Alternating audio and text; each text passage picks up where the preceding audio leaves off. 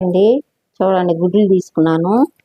మనకి గబగబా వంట కావాలంటే చూడండి, కొంచెం చింతపండు వేసి కలిపి ఒక ఎర్రగడ్డ, ఒక టమాటా, 2 కరివేపాకు, 2 ఆవాలు, జీలకర్ర వేసి తిరగమాత పెట్టేసా.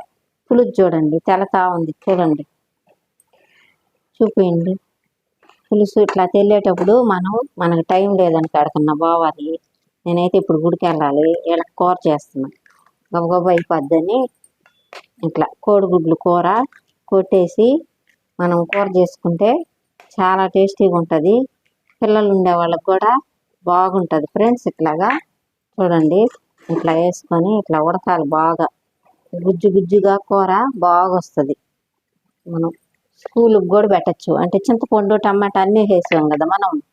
ఇప్పుడు చూడండి ఎట్లా ఉడుకుతుంది, ఉడికే బాగా టేస్టీగా వస్తుంది, గుజ్జు గుజ్జుగా ఉంటుంది. అన్నంలో కలుపుకున్నా కానీ మనకి బాగుంటుంది. చూడండి 2 చాంగడ్డ పులుకులు ఉన్నాయి, అవి కూడా వేసేస్తున్నాం. ఇట్లా కాంబినేషన్గా బాగుంటుంది ఫ్రెండ్స్. ఇట్లా ఒక తడవ ట్రై చేయండి.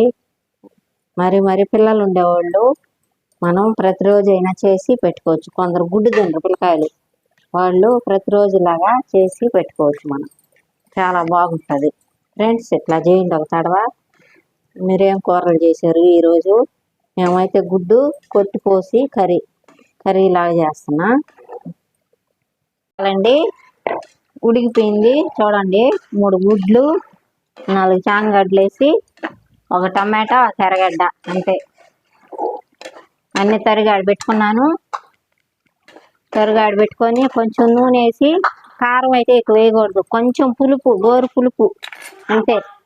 చూడండి కూర ఎలా ఉడుకుతుందో చూపిరా. ఇట్లా చక్కగా చేసుకోవాలా. గుడ్లు కొట్టిపోసాం కదా, అట్లాగా చేసుకొని గోరు పులిపే, కొంచెం మిరప్పొడి, చూసారు కదా ఫ్రెండ్స్. ఇట్లాగా బాగా ఎగరబెట్టుకొని దీన్ని ఇప్పుడు రైస్లో వేసుకొని తింటే ఎంత బాగుంటుందో అండి, బాగా ఇగురు లాగా. చూడండి, కోడిగుడ్లు 3 గుడ్లు కొట్టిపోసా, 4 చాంగడ్డలు ఉండే వేసానండి. చూడండి ఎంత బాగా వచ్చిందో. 1 స్పూన్ మిరప్పొడి, 1 రవ్వ పసుపు. అయితే మెంతుల పొడి వేయాలి ఫ్రెండ్స్, మెంతుల పొడి వేయాలి కొంచెం. మెంతుల పొడి వేసుకుంటే కర్రీ బాగా స్మెల్ వస్తుంది, టేస్టీగా ఉంటుంది.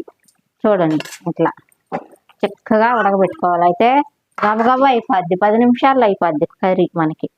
చూసారు కదా నేను ఎట్లా చేశానో. నేను చేసే విధానం ఎలా ఉంది మీరు కామెంట్ రూపంలో తెలియజేయండి.